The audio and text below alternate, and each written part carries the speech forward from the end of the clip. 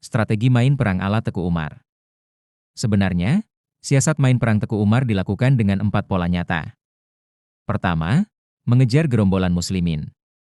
Kedua, menggunakan sekutu milisi sebagai kekuatan pengganda, tanpa campur tangan pasukan Belanda. Ketiga, menciptakan wilayah yang keseluruhannya telah tunduk pada Belanda dan jauh dari jangkauan musuh. Keempat, pendudukan yang seharusnya dilakukan pasukan Belanda digantikan oleh pasukan Aceh di bawah pimpinan Teku Umar. Di 25 Mukim, situasi menjadi terkendali semenjak Teku Umar dipercaya oleh Belanda. Padahal di wilayah tersebut hadir seorang ulama perlawanan berpengaruh, Teungku Kutakarang, yang semenjak kematian Teungku Cik di Tiro, pengaruhnya menjadi sangat besar. Fatwa Teungku Kutarang sendiri cukup tegas terkait kehadiran penjajah Belanda.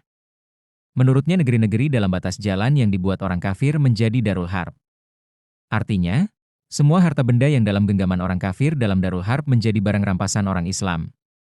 Dan orang yang menolong orang kafir, bersahabat dan menerima uang dari orang kafir maka menurutnya menjadi kafir pula.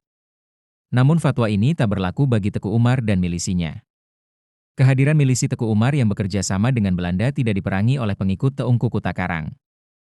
Hal ini disebabkan fatwa Teungku Kutakarang yang tidak menganggap memerangi Teku Umar sebagai bagian dari jihad. Maka Teku Umar dengan mudah menguasai 25 Mukim. Tampaknya Teungku Kutakarang membuat kesepakatan dengan Teku Umar dan artinya mengetahui bahwa perdamaian Teku Umar dengan Belanda dengan adalah siasat belaka. Ia tawarkan berbagai kesepakatan saling menguntungkan dalam tujuannya membuat Belanda terkesan dengan hasil kerjanya yang gemilang, meskipun ada beberapa pihak yang tak sependapat. Termasuk diantaranya Sultan Muhammad Daud dan Tuanku Hashim yang terang-terangan menolak. Begitu pula dengan Mat Amin, putra dari Teungku Cik di Tiro yang akhirnya berkonflik dengan Teku Umar.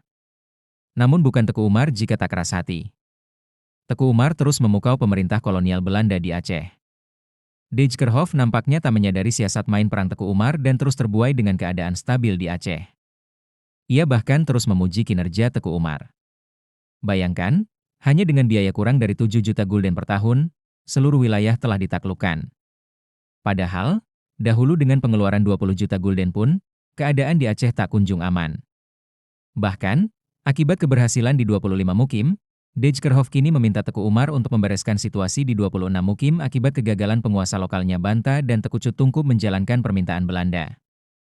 Namun persoalannya, Nya Banta adalah menantu dari Teku Nyak dari Meuraksa, pesaing utama keluarga Teku Umar, membuat para penguasa lokal di 26 Mukim tak menyetujui intervensi Teku Umar sehingga sekutu di sana kehilangan kepercayaan kepada Belanda. Diterjunkannya Teku Umar di 22 Mukim membuat persoalan semakin rumit. Operasi Teku Umar di 22 Mukim sendiri berakhir pada bulan Desember 1893. Tetapi hasilnya tak berjalan lancar sehingga Teku Umar dan kelompoknya perlu beberapa kali kembali ke sana. Hal ini disebabkan sikap pemimpin dan ulama di sana yang menolak siasat Teku Umar. Wilayah ini menjadi basis kuat perlawanan ulama dan membuat para pemimpin lokal tidak terlalu berpengaruh dengan taktik main perang Teku Umar. Paling maksimal, taktik ini hanya mampu memberi rehat sementara dari perlawanan. Dijkerhof masih melihat kontribusi Teku Umar secara positif, tetapi tidak dengan Jenderal J.A. Vetter, Panglima Tentara Kolonial Belanda yang mengunjungi Aceh pada tahun 1895 menilai sebaliknya. Vetter menganggap Teku Umar sebagai skurt, penjahat, dan penipu yang tak dapat dipercaya. Di lapangan, taktik Teku Umar semakin sulit terjaga. Teku Umar mengingatkan kepada Belanda bahwa apabila terdapat serangan kepada pos-pos Belanda, maka cukup diberitahukan kepadanya, dan Teku Umar sendiri yang akan turun tangan. Namun hal ini tidak dapat dijaga. Letkol Ewe Bischoff bergerak sendiri atas serangan-serangan tersebut, membuat keadaan menjadi tidak terkendali. Memang beberapa bawahan Dijkerhof seperti Letkol W.C. Nieuwenhuizen dan L.W.A. Kessler mengkritik tindakan Bischoff, tetapi posisi Teku Umar tetap sulit dan semakin terjepit ketika Teungku Kutakarang wafat pada bulan November 1895. Pengaruh Teungku Kutakarang tergantikan oleh Teungku Husin di Tanoh Abe. Ulama ini tidak sepakat dengan jalan yang diambil Teungku Kutakarang dan menganggap Teku Umar dan pengikutnya yang bekerja sama dengan Belanda dapat dianggap sebagai kafir. Pada bulan Februari 1896 pertempuran kerap terjadi dan memakan korban di pihak Belanda. Perlawanan pihak pejuang Aceh semakin keras. Apalagi para ulama di 22 Mukim pada 1 Ramadan 1313 H, 15 Februari 1896, mengeluarkan fatwa yang menyatakan bahwa membunuh Teku Umar sama seperti membunuh 100 kafir, dan jika Teku Umar membantu Belanda dalam memasuki 22 Mukim. Bulan Maret menjadi bulan yang menentukan bagi Teku Umar. Pada 15 Maret 1896, Gubernur Dijkerhof meminta pertanggungjawaban Teku Umar. Dijkerhof memutuskan bahwa Teku Umar harus membersihkan Mukim 21 dari kelompok perlawanan. Teku Umar diperintahkan untuk menjalankan operasi pembersihan pada 29 Maret 1896. Dijkerhof sendiri menyediakan 878 senapan, termasuk 378 tipe Beaumont, 25.000 butir peluru, dan opium senilai $18.000 kepada Teku Umar. Namun operasi yang itu tak pernah terlaksana. Berbaliknya Teku Umar. Pada 30 Maret 1896, Teku Umar mengirim surat kepada Dijkerhof yang menyatakan pengunduran dirinya dari aktivitas perang. Dalam surat tersebut, Teku Umar beralasan bahwa dirinya telah dikecewakan dan dipermalukan oleh Kontroleur ULLW dan Jaksa Kepala Kutaraja, Muhammad Arif. Teku Umar menyebutkan bahwa Kontroleur telah mempermalukan abang iparnya dan beberapa orang dari Gurah dan Lam Teungoh. Kontroleur juga dianggap telah mencari-cari kesalahan Teku Umar dengan menyinggung soal hutang-hutangnya. Meski demikian, ia tetap berusaha menegaskan loyalitasnya kepada Belanda. Namun apa yang diungkapkan Teku Umar tampak mengada-ada bagi Dijkerhof membuat kepercayaannya runtuh. Meski demikian, kepada Gubernur Jenderal Hindia Belanda Van der Wijk di Batavia, Dijkerhof menyampaikan secara hati-hati kabar buruk di Kutaraja. Namun hal itu tak menghentikan Van der Wijk memahami situasi buruk yang sudah terjadi di Aceh. Sebuah kebijakan drastis akan segera terjadi di Aceh. Teku Umar selama bulan April masih mencoba meyakinkan Dijkerhof akan loyalitasnya kepada Belanda. Dalam suratnya bertanggal 12 April 1896, ia mencoba menunjukkan loyalitasnya untuk menjaga stabilitas di Aceh dengan biaya 150.000 per bulan untuk gaji, perbekalan dan pakaian pasukannya. Dijkerhof tetap tak bergeming dengan segala pendekatan Teku Umar.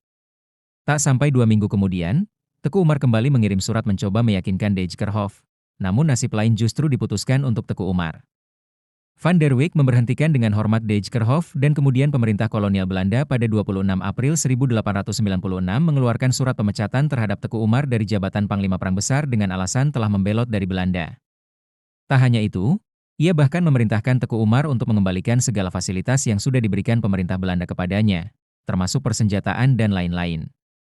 Surat itu juga memutuskan untuk mencabut gelar Teku Johan Pahlawan dari Teku Umar dan memutuskan untuk melakukan operasi militer terhadap Teku Umar. Dan orang yang dibebani tanggung atas Aceh adalah Jenderal Vetter yang sebelumnya menjabat Panglima Tentara Tertinggi menjadi komisaris pemerintah di Aceh. Vetter bukanlah pengagum kebijakan Dijkerhof. Ia meminta bala bantuan dari Padang ke pelabuhan ULLW dan menempatkan sejumlah perwira untuk sementara di Aceh, salah satunya adalah Letnan Kolonel Van Heots. Sebagian sejarawan seperti Paul Van, TVR dan Ducro menganggap Katnyak Dinlah sosok di balik pengkhianatan Teku Umar kepada Belanda. Katnyak Din yang fanatik dan memiliki sikap anti-Belanda disebut mempengaruhi Teku Umar untuk berbalik melawan Belanda. Tetapi melihat sepak terjang Teku Umar sebelumnya, alangkah naif menganggap Teku Umar hanya sosok boneka semata. Terlebih jika kita melihat siasat main perang ala Teku Umar, akan jelas terlihat bahwa Teku Umar memang tidak sungguh-sungguh bersikap loyal terhadap Belanda. Selama menjalankan siasat main perang, ia menegaskan kepada orang Aceh bahwa ia tidak akan pernah melawan pemimpin-pemimpin Aceh dan bahkan ia selalu mengirim sebagian uang yang diperolehnya dari Belanda ke kubu Sultan di Keumala. Teku Umar juga tidak melakukan apa-apa untuk mencegah sejumlah ulama di wilayah 26 Mukim untuk memungut uang sabil. Dan peristiwa berbaliknya Teku Umar bukanlah tanpa persiapan. Ketika ia menilai siasatnya sudah tidak bisa efektif lagi, maka pada 29 Maret 1896, Teku Umar mulai membentuk garis pertahanannya di Lampisang. Sebuah lokasi yang strategis, yang terletak di lembah yang sempit sebagai pusatnya. Akhir perjuangan Teku Umar. Dijkerhof bukannya tidak pernah mendapat kritik atas kerjasamanya dengan Teku Umar. Tetapi ada dua kritikus keras Dijkerhof. Pertama adalah seorang perwira, mantan kepala staf Van Tejin di Aceh, yaitu Mayor Johannes Benedictus Van Heots. Ia mulai mengkritik Dijkerhof secara terbuka dalam artikel di Indische Militaire Tijdschrift pada tahun 1892. Van Heots pada dasarnya menyarankan penerapan tangan besi dan menerapkan taktik kontragerilya pada pejuang Aceh. Mengenai kerjasama dengan Teku Umar, ia sudah memprediksi bahwa Teku Umar akan berkhianat. Van Heots sendiri tidak peduli dengan resiko korban yang akan berjatuhan selama itu akan membuat rakyat Aceh bertekuk lutut pada Belanda. Snoek Hurgronje adalah salah satu yang terpengaruh ucapan Van Heots. Hubungan mereka mendekat di tahun 1892, selama Snoek mengerjakan laporan rahasianya tentang Aceh di Batavia. Tapi ironisnya, Snook sendiri justru awalnya menyarankan Dijkerhoff agar menyambut tawaran kerjasama dengan Teku Umar. Tapi pada 18 Januari 1894, ia menulis surat kepada Gubernur Jenderal Hindia Belanda, Van der Wijs tentang bahayanya kerjasama tersebut. Dalam surat kepada Gubernur Jenderal Hindia Belanda tanggal 18 Januari 1894 misalnya, Snook menyebut pemerintah kolonial di Aceh terperdaya oleh Teku Umar. Snook sendiri banyak mendapatkan informasi mengenai Teku Umar dari Haji Hasan Mustapha yang menjadi Hof penghulu di Kutaraja selama 1893–1895. Lewat perantara Haji Hasan Mustapha lah Snook mendapatkan informasi mengenai tindak tanduk Teku Umar di lapangan dan memeriksa kejujuran Teku Umar. Kritik-kritik Snook memang ditanggapi balik oleh Dijkerhoff. Dan polemik di antara mereka menjurus kepada hal-hal personal. Snook dalam suratnya kepada Gubernur Jenderal Hindia Belanda Van der Wijk, tanggal 8 Maret 1896, menganggap kritik-kritiknya adalah berdasarkan fakta. Dijkerhoff tak bergeming dengan kritik Snook. Dijkerhoff sendiri sebenarnya juga mendapatkan informasi dari Haji Hasan Mustapha mengenai Teku Umar. Sebab ia merasakan sendiri manfaat dari kebijakannya bekerja sama dengan Teku Umar. Biaya yang rendah dan angka korban di pihak Belanda yang sedikit. Gubernur Jenderal Hindia Belanda, Van der Wijs sendiri lebih mempercayai Snook Hurgronje daripada Gubernur Aceh, Dijkerhoff. Maka ketika Teku Umar mengkhianati Belanda, Van der Wijs segera memberhentikan Dijkerhoff dan mengikuti saran Van Heouts dan Snook Hurgronje untuk mengambil tindakan keras di Aceh. Jacob Agustinus Vetter diangkat menjadi komandan militer dan komisaris pemerintahan di Aceh. Operasi militer segera diterjunkan. Salah satunya dipimpin oleh Letnan Kolonel Van Heouts, si kritikus Dijkerhoff. Penunjukan Van Heouts di Aceh sendiri atas desakan Snook Hurgronje. Snook Hurgronje suaranya didengar oleh Gubernur Jenderal Hindia Belanda, Van der Wijs. Oleh sebab itu Snook meminta agar langkah agresif memburu pemimpin perlawanan hingga ke 22 mukim dan menembus ke Pidi. Pada bulan Maret 1898, Snook yang diberi jabatan penasehat untuk urusan penduduk asli dan Arab. Van der Wijk memberi wewenang bagi ekspedisi untuk memburu para pemimpin perlawanan sampai ke Pidi. Snook bahkan membuat rancangan instruksi resmi Gubernur Aceh yang disesuaikan oleh Van Heouts yang pada tahun 1898 diangkat menjadi gubernur sipil dan militer di Aceh. Dan pada 8 April 1898 pemerintah Belanda di Aceh secara resmi diberitahu bahwa Snook akan menjalankan tugas sebagai perancang kebijakan dan menunjuk gubernur untuk bekerja sama dengan Snook di bidang sipil dan militer. Pada tahun 1896 operasi keras dilakukan di kediaman Teku Umar di Lampisang. 12 meriam dan 8 mortir berat menyalak selama 16 hari tanpa henti. Lampisang akhirnya direbut pada 24 Mei 1896. Rumah Teku Umar diledakkan dengan dinamit dan tumpukan puingnya pun dibakar. Mukim 6 dan kampung-kampung di luarnya rata menjadi abu. Taktik bumi hangus dijalankan demi mengejar kelompok perlawanan, termasuk Teku Umar. Taktik brutal ini begitu membekas di Aceh Besar, sehingga sejak 1896, puluhan ribu orang mengungsi. Teku Umar sendiri selalu berpindah-pindah sehingga menyulitkan Belanda untuk mengejarnya. Begitu tidak jelasnya keberadaan Teku Umar, sehingga sempat beredar kabar Teku Umar sudah pindah ke Mekah, walaupun tentunya ini tidak benar. Kelompok perlawanan di Aceh sempat berkumpul di Garot, Pidi pada 1 Januari 1897. Sultan Daud, Panglima Polim dan Teku Umar bersumpah untuk mengadakan perang sabil dengan Sultan sebagai simbol persatuan. Dengan tanpa ampun pasukan Belanda mengejar seraya melakukan taktik bumi hangus.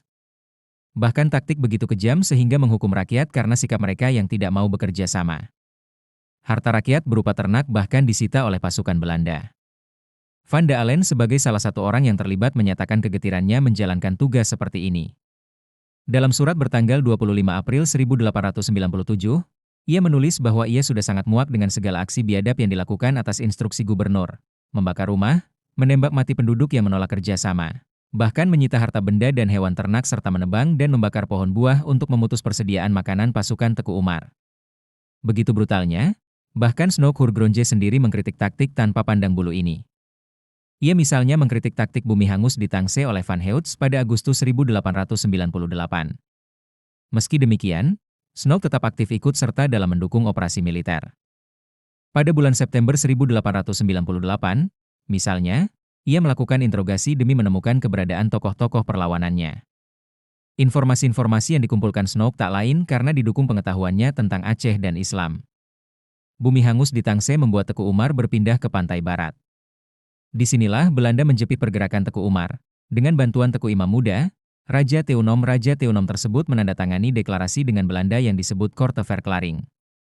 Deklarasi ini berisi kesepakatan bagi penguasa lokal untuk menyatakan menjadi bagian dari Hindia Belanda, tunduk pada aturan Belanda dan menuruti semua aturan yang dikeluarkan Gubernur Aceh. Raja Teunom menandatangani deklarasi tersebut pada 13 Desember 1898. Hal ini memudahkan Belanda untuk tidak diganggu ketika memasuki pantai barat untuk mencari Teku Umar. 1 batalioni infanteri dan 6 brigade marsose diturunkan di sana. Di tengah musim hujan yang berkubang rawa-rawa pantai, kolonel lumpur terus mengejar Teku Umar. Pada 10 Februari 1899, 1 detasemen diberi perintah untuk menyergap perkemahan Teku Umar. Teku Umar dan pasukannya menghindar dan mengambil jalan memutar menuju Maulaboh. Namun Teku Umar akhirnya terjebak dalam sebuah sergapan di malam harinya. Di bawah sergapan pasukan J.J. Verbroek di kegelapan malam, Teku Umar akhirnya gugur. Menurut Van der Pol, kepala Teku Umar dibawa ke Maulaboh untuk diidentifikasi. Di sana kepalanya tersebut dikenali oleh banyak orang. Perlakuan Belanda terhadap kepala pejuang Aceh memang bukan kali ini tanpa adab. Pada tahun 1896, kepala ipar dari Teku Umar, yaitu Tekunya, makam dipenggal oleh Belanda. Atas perintah Gubernur Aceh, Johannes Walter Stamford, kepala tersebut diarak keliling Kutaraja dan diletakkan di dalam toples untuk dipertontonkan di rumah sakit militer Belanda di Aceh. Sedangkan Van der Pol menyebut kepalanya, makam dimainkan sebagai bowling oleh para serdadu Belanda. Perlakuan biadab Belanda inilah yang kemungkinan turut mendorong kebencian luar biasa janda dari Teku Umar, Katnya, Din kepada Kaphe Belanda. Jalan perjuangan Teku Umar akhirnya diteruskan oleh Katnya, Din selama beberapa lama dan menjadi simbol perjuangan perempuan di Aceh.